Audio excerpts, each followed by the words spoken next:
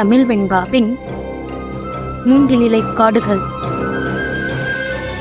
அத்தியாயம் 9. ஆயிற்று. இத்தோடு பிரபாகரன் இறந்து ஒரு வாரத்திற்கு மேலாகிவிட்டது. ஆனாலும் வழக்கில் முன்னேற்றம் என்று சொல்லிக் கொள்ளும்படி எதுவும் கண்டுபிடிக்க முடியவில்லை மாறனால். இது நாள் வரை திரட்டிய அத்தனை தகவல்களையும் ஒன்றாக மேசை மீது பரப்பி வைத்துவிட்டு தலையை பிடித்தபடி அமர்ந்திருந்தான் மாறன். மீண்டும் மீண்டும் ஒன்றோடு ஒன்றை தொடர்பு படுத்தி பார்க்க முயன்று அது முடியாமல் ஓய்ந்து போய் அமர்ந்திருந்தான் அவன். தலைபாரம் வேறு கூடிக்கொண்டே போனது. அன்று அவன் கண்டெடுத்த வளையல்களிலும் மூங்கில் முள்ளிலும் இருந்தது இருவேறான இரத்த மாதிரிகள்.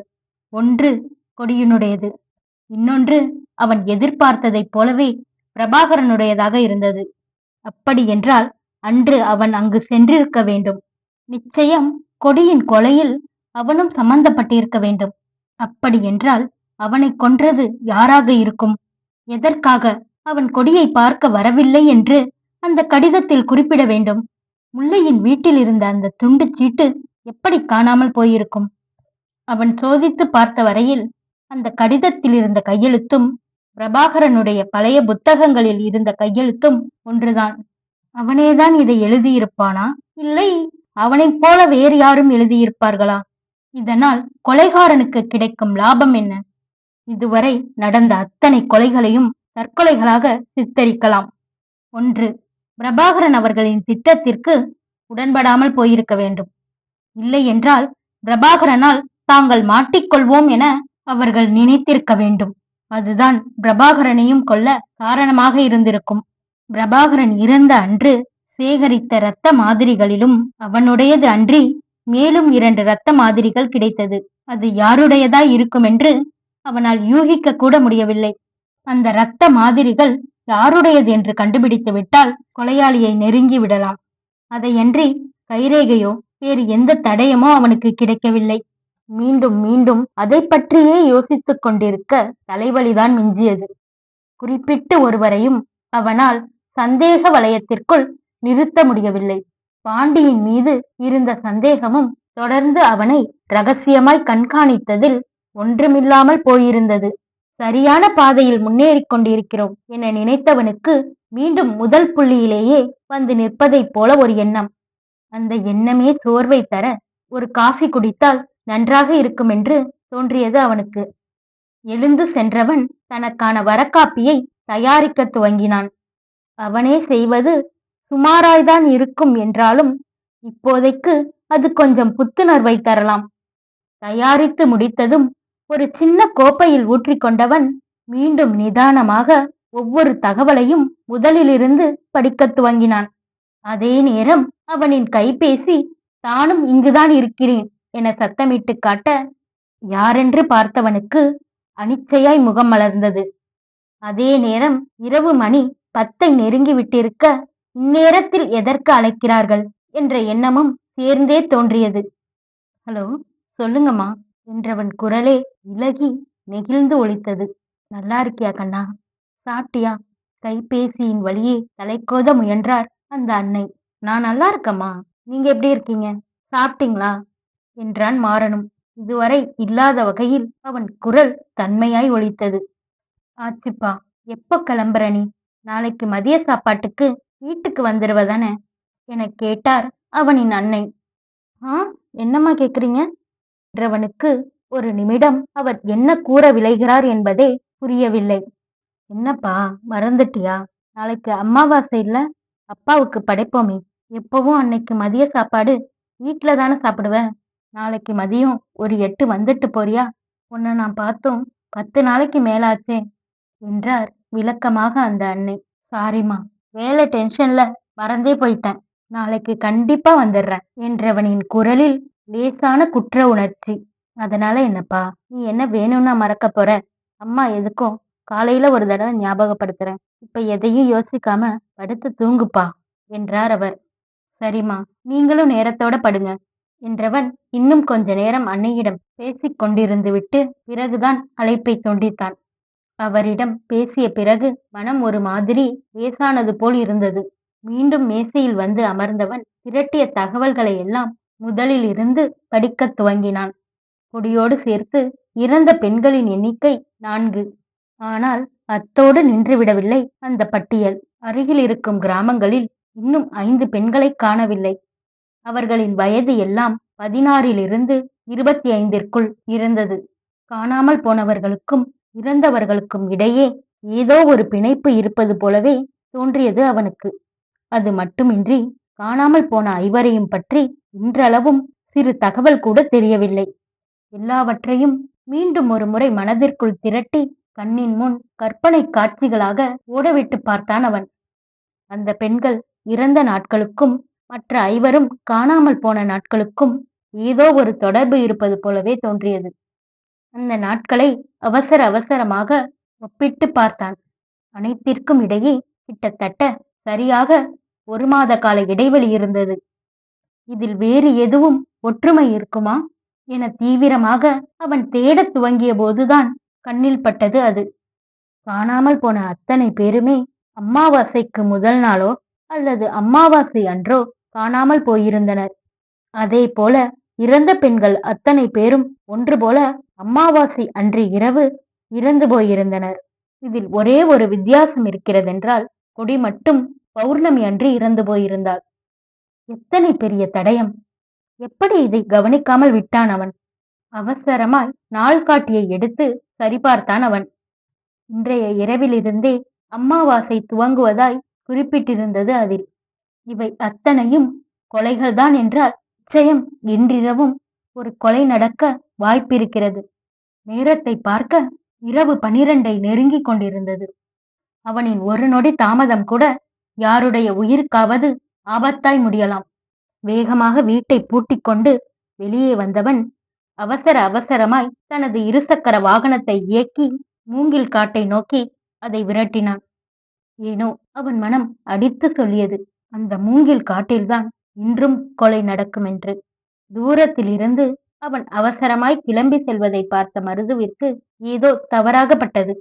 சிறிதும் யோசிக்காமல் அவரும் அவனை பின்தொடர தொடங்கியிருந்தார். கொடியின் அறையில் கண்களை மூடி படுத்திருந்தாள் முல்லை. கிஞ்சித்தும் உறக்கம் அவளை நெருங்கவில்லை.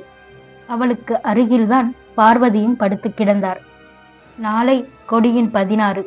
அது முடிந்ததும் இங்கிருந்து கிளம்புவதாய் இருந்தார்கள் அவர்கள்.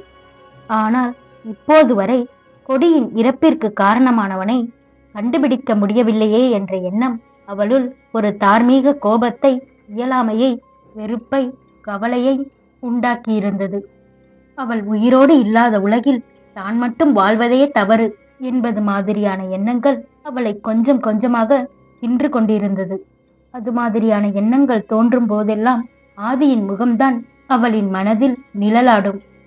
உடனே அதுவும் அவளுக்கு குற்ற உணர்வை தான் தரும். இவளுக்காக வேண்டிதானே இன்னமும் அவன் இதே ஊரில் இருக்கிறான். இயலாமையில் ஆழ்ந்த பெருமூச்சு ஒன்றை வெளியிட்டவள் வழிந்த கண்ணீரை துடைக்க மறந்திருந்தாள். அதே நேரம் சன்னமான கொலுசொலி ஒன்று அவளுக்கு கேட்க திரும்பி அன்னையை பார்த்தாள் அவள்.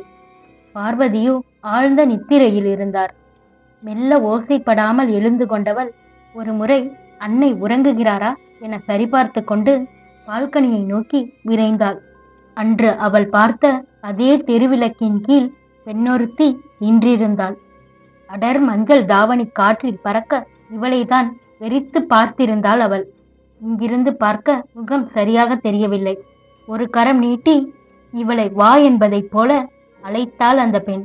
ஒரே ஒரு நொடிதான் தயங்கி நின்றிருப்பாள் முல்லை. அதற்குள் அதை கண்டுகொண்டதைப் போல அந்த உருவம் விறுவிறுவென நடக்கத் தொடங்கிவிட்டது. அதற்கு பிறகு எந்த யோசனையும் இல்லை முல்லைக்கு.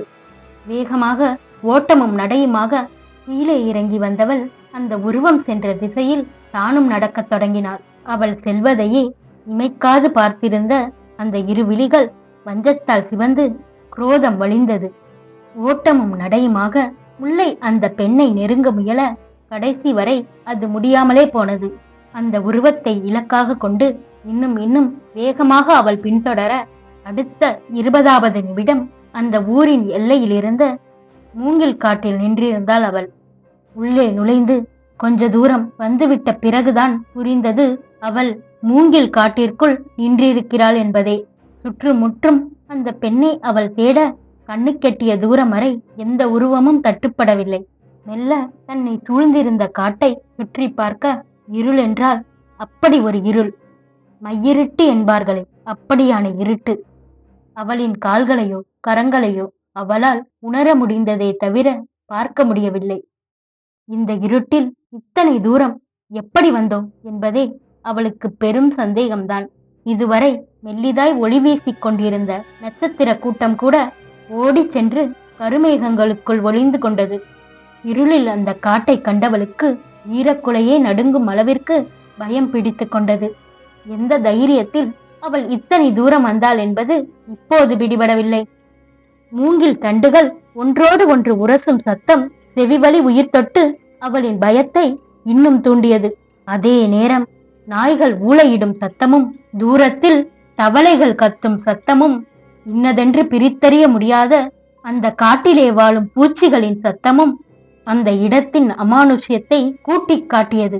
பயத்தில் வேகமாக துடித்த இதயத்தை விருக பற்றி கொண்டாள் முல்லை. அதீத பயத்தினால் ஏற்பட்ட இரத்த அழுத்தத்தில் இதயத்திலிருந்து செல்லும் தமனி வெடித்துதான் கொடி இறந்து போனாள் என மாறன் அன்று சொல்லியது தேவையே இன்றி இப்போது அவளின் காதுகளில் எதிரொலித்தது. பயப்படக்கூடாது, பயப்படக்கூடாது என திரும்ப திரும்ப மனதில் தன்னிடமே சொல்லிக் கொண்டாள் முல்லை. ஆனால் அந்த பயம் குறைவதாயில்லை. போதா குறைக்கு இந்த சத்தமெல்லாம் ஒன்றுமே இல்லை என்னும் விதத்தில் எங்கிருந்தோ ஒலிக்கிறது அந்த கொலுசின் சத்தம். அவளின் இதய துடிப்பு பல நூறாய் பெருகி அவளின் செவிப்பறையை தீண்டி இன்னும் அச்சத்தை கூட்டியது. உடலில் மெல்லிய நடுக்கம் இழைந்தோட உச்சந்தலை முதல் உள்ளங்கால் வரை வியர்வை ஆறாய் பெருகியது. அவள் நின்றிருந்த இடம் வியர்வை துளிகளால் நனைந்து உள்ளங்கால் பிசுபிசுத்து போனது. மெல்ல நடுங்கும் கரம் கொண்டு இதய கூட்டை நீவி விட்டு கொண்டாள் அவள். இருந்தும் அடங்குவேனா என்பதைப் போல நொடிக்கு நொடி கூடிக்கொண்டே போனது அவளின் இதய துடிப்பு மட்டுமல்ல, பயமும் தான். தன்னை சுற்றிலும் பார்வையை ஓட்டியபடியே வேறிடம் செல்ல மறுத்து வேரோடி நின்றுவிட்ட கால்களை முயன்று ஒரு எட்டு எடுத்து வைக்க கீழே காய்ந்து கிடந்த சருகுகள் இவளின் பாதம் பட்டு நொறுங்கும் சத்தம் கேட்டது. அடுத்த நொடியே அந்த சருகுகளுக்குள் பதுங்கி கிடந்த வெவ்வேறான பூச்சிகள் பயந்து சற்றென்று விலகி வேறிடம் சென்றது. அதில் பதறி சற்றென்று முன்னால் ஒரு அடி எடுத்து வைத்தவள் நிலை தடுமாறி கீழே விழுந்திருந்தாள். விழுந்த வேகத்திற்கு மண்ணும் காய்ந்த சருகுகளும் வியர்வை வலியும் அவளின் உடலோடு ஒட்டி உறவாடியது. மெல்ல தன்னை நிலைப்படுத்திக் கொண்டு எழுந்தமர்ந்தாள் அவள். மெல்லியதாய், மிக மெல்லியதாய் ஒரு சத்தம். காதுகளை கூர்தீட்டி சத்தம் அந்த திசையை உன்னிப்பாக கவனிக்க கால்களில் மிதிபடுவதினால் நொறுங்கும் காய்ந்த சருகுகளின் சத்தம் அது என்று நொடியில் கண்டுகொண்டாள் அவள். இதயம் தாறுமாறாக துடிக்க இதுவரை கதைகளில் கேட்ட அமானுஷ்ய உருவங்கள் எல்லாம் ஒரு நொடி அவளின் கண்முன்னே வந்து சென்றது. தன்னையும் மீறி அனிச்சை செயலாய் எழுந்து ஓடத் துவங்கி இருந்தாள் அவள். எதிரில் வரும் எதையுமே கண்டுகொள்ளாத ஒரு ஓட்டம். அசுர வேகத்தில் ஒரு ஓட்டம் என்று சொல்ல வேண்டுமோ? இனி ஓடவே முடியாது என்ற நிலையில் வேகமாக துடித்த இதயத்தை பற்றியபடி அப்படியே நின்று மூச்சு வாங்கினாள் அவள். எத்தனை தூரம் ஓடியிருப்பாளோ! ஆனால் நிச்சயம் இந்நேரம் அந்த மூங்கில் காட்டை விட்டு அவள் வெளியேறி இருக்க வேண்டும். இருந்தும் என்னவோ அவள் அதனுள் தான் நின்று கொண்டிருந்தாள். ஒருவேளை அதனுள்ளேயே சுற்றி சுற்றி வருகிறாளோ? அவளின் இதய துடிப்பின் சத்தத்தையும் மீறி கேட்கிறது அந்த காலடி சத்தம். பயத்தில் இதயம் தொண்டை குழிக்குள் துடிப்பதை போன்ற ஒரு பிரம்மை. இரு கைகளாலும் இதயத்தை இறுக பற்றியபடி சுற்றும் முற்றும் கண்களால் துளவ அவளை நெருங்கி விட்டது அந்த காலடி சத்தம். ஓட உதவாது தோய்ந்து விட்ட கால்களை முயன்று அவள் நகர்த்த நினைத்தாலும் பயத்தில் அது நகர மறுத்தது. தனது இஷ்ட தெய்வங்கள் அத்தனையும் ஒரே நேரத்தில் வேண்டிக் கொண்டாள் முல்லை. இப்போது இன்னுமே பக்கமாக கேட்கிறது அந்த காலடி சத்தம். அதிகபட்சமாய் 10 அடி தூரத்தில்தான் கேட்கிறது அது. ஆனால் எந்த திசையிலிருந்து அந்த சத்தம் கேட்கிறதென இம்முறை முல்லையால் வரையறுக்க முடியவில்லை. எந்த திசையில் ஓடுவதென்றும் தெரியவில்லை. ஒரு வழியாக மனதை திடப்படுத்திக் கொண்டு அவள் ஓட நினைக்கையில் அவளின் பின்னால் இருந்து அவள் மீது பாய்கிறது அந்த உருவம். அதனிடமிருந்து திமிரி ஓட முடியாத அளவிற்கு அவளின் மனமும் உடலும் சோர்ந்து போயிருக்க, அப்படியே அந்த உருவத்தின் மீதே மயங்கி சரிந்தாள் அவள்.